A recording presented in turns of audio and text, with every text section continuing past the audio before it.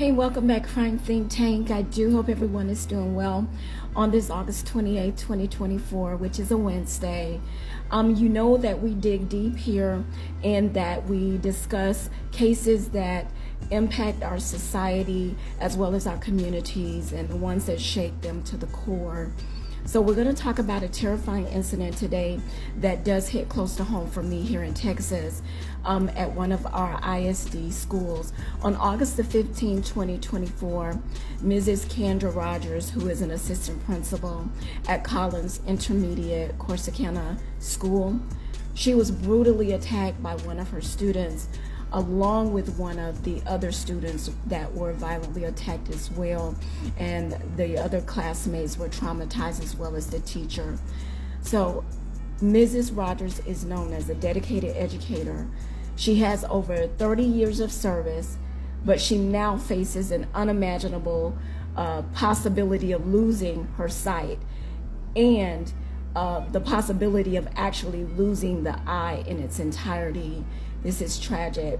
This was a violent assault that demands attention, action, as well as justice.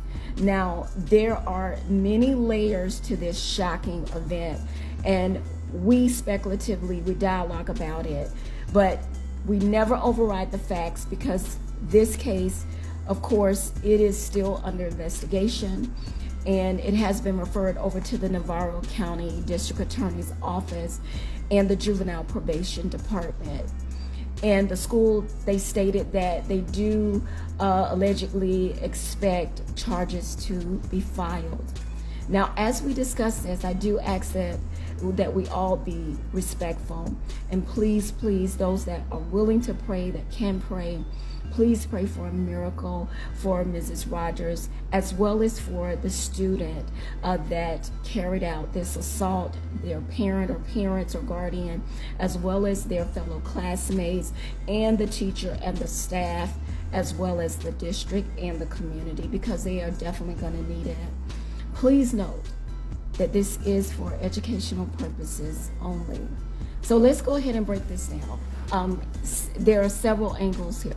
Now, this incident was described as allegedly a fit of rage, and they're stating that this was like an isolated event, being this was identified as a classroom for students with behavioral concerns. But we all know, whether we know this directly or indirectly, by being a parent or having knowledge of being in a community, that this doesn't happen in a vacuum. So we know also that teachers, they are actually on the front line each and every day, and we can consider it like a war zone at this point in history, as well as students. They're also facing societal dysfunctions that precipitate these kinds of violence that we do not condone. We are saying this is absolutely unacceptable, but these things are involved in this. So I'm going to give my opinion. I believe that the Texas Department of Education, along with the parents, I believe that there is a seedy underbelly of subpar disparity, and it's in full view, and this is in relation to the Department of Education. In addition, I believe that policies, wages, and protection need to be seriously addressed, overhauled, and there needs to be some implementation in order to yield positive and pervasive results, some immediate as well as some over time. And as I stated, parents are absolutely complicit, and they play a major role in this headline.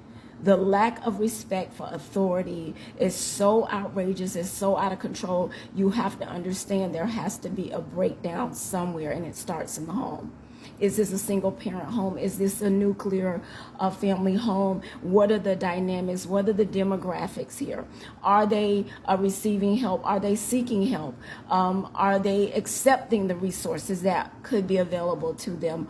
Or is there no resources there in that community to meet the kind of mental and emotional deficiencies that are at play with students like this in their community?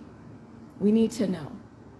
And in my opinion, I also believe that the government, our local school board, the state government, they are also complicit in this as well. Now, I don't have a dog in the fight because I don't have any youth or, of course, teenagers or in school on that level. However, I am a part of the community, and I think we need to know these things so that we can effectively navigate as well as become active, and we have to become proactive in our communities.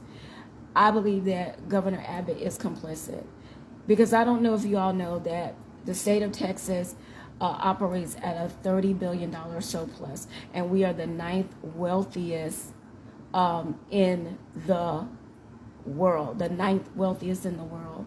And so the Department of the Educational budget only receives pennies in regards to this, and that's the public school, of course, districts only receive pennies compared to that $30 billion.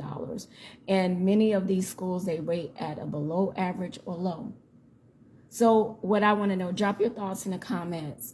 You all tell me about your school district, tell me about your state, and so that we can go ahead and get this conversation started.